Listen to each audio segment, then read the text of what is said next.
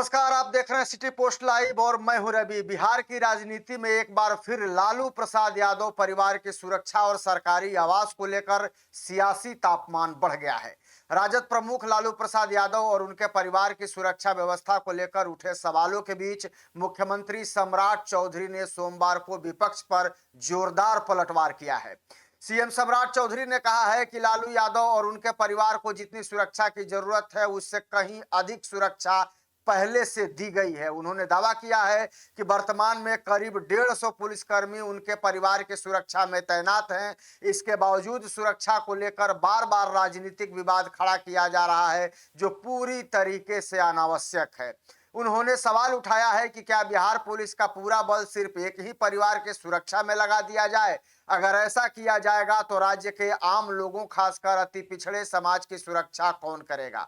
मुख्यमंत्री ने कहा है कि लालू प्रसाद यादव और राबड़ी देवी दोनों को बुलेट प्रूफ सुरक्षा उपलब्ध कराई गई है और सरकार ने नियमों के अनुसार ये पूरी व्यवस्था कर दी है।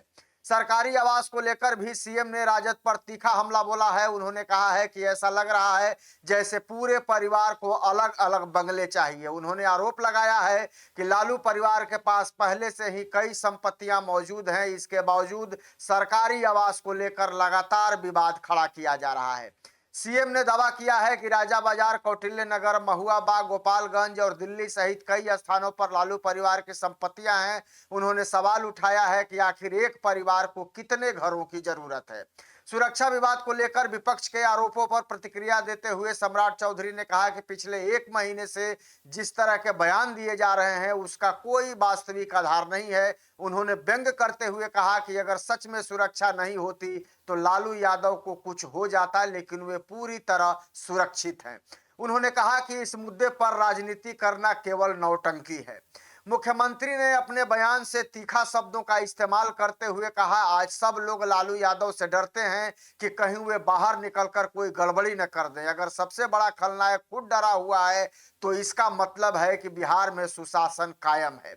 उन्होंने आगे कहा कि वे वर्ष 1990 से अब तक का पूरा राजनीतिक इतिहास खंगाल रहे हैं। उनका आरोप है कि इस दौरान अति पिछड़ा समाज की जमीन पर किसने कब्जा किया, इसकी पूरी जांच की जाएगी। उन्होंने चेतावनी भी दी है कि किसी को भी बख्शा नहीं जाएगा।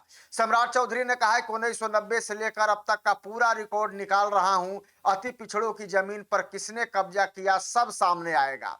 यह बयान ऐसे समय में आया है जब राजद लगातार राज्य सरकार पर विपक्षी नेताओं की सुरक्षा में कटौती और सरकारी सुविधाओं को सीमित करने का आरोप लगा रही है।